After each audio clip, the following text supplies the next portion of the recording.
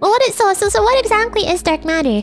Well, if we find out the exact matter density, we could find out what the universe is made of.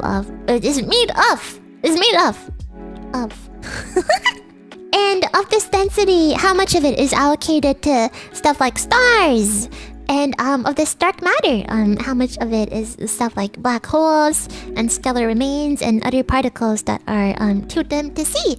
And you know, talking about too dim to see, well, that's basically how you understand what dark matter is. So basically we have, this might be a bit complicated, some terms I'm throwing at you now, but we have baryonic matter, which are heavy subatomic particles like neutrons and protons and other particles. But in space, matter is not baryonic. We have non-baryonic dark matter in space also. White Town, thank you to super chat. We have non-baryonic dark matter. And what exactly is this? Well, it's basically matter that doesn't absorb, emit any or scatter any light of any wavelength at all. So basically, it's matter that we cannot see. We cannot see it. And the only way to find matter, dark matter like this, is to sort of look for its gravitational influence on visible matter. So, for example, if we're looking at the orbital speed of stars in sort of like spiral-shaped galaxies, then that's the pull on visible matter that it has.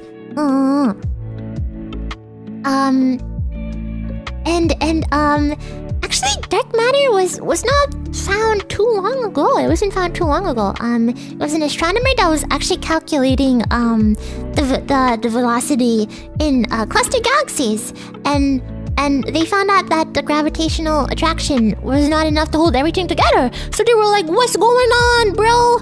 Well, how is this? My math, my math is incorrect, bro. This can't be." But he was like, "Wait, my math is actually right." So you know, he figured out that this gravitational attraction was also caused by dark matter, and without dark matter, a lot of like galaxies in the cluster that he was looking at would have just been like flung out into the void. And that's how he found out about dark matter.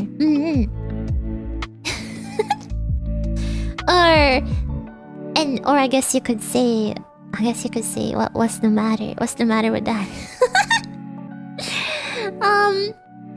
Well, we know that the density of non-baryonic dark matter is at least 4 times as dense as normal baryonic matter that, you know, us or our planets or the stars are made of.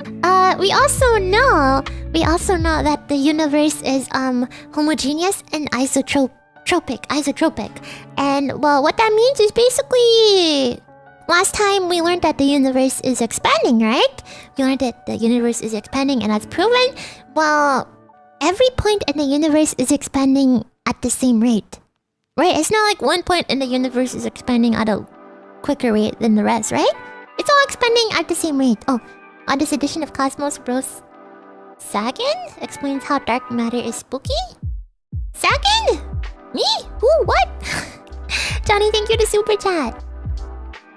And that's basically what I'm saying, is that galaxies in the universe are separating from each other at pretty much the same rate. They're separating from each other at the same rate. It's all like take a pizza dough, right? Take a pizza dough and like stretch it. It's all being stretched at the same rate. I don't think that's a good metaphor, but you know what I mean. Well, that also means that the density and structure of our universe is pretty much uniform. So this is assuming, of course, that you look at the universe from a bit further away.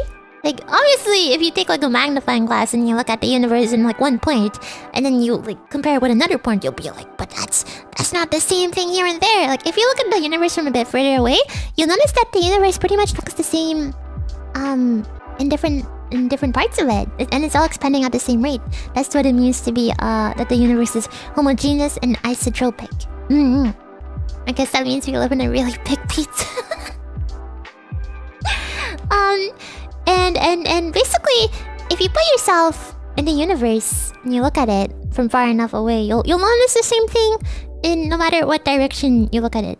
I mean, that's given that you have like super mega robot American bald eagle eyesight, of course. Basically, this makes our existence or our planet even less significant, right? No offense, by the way.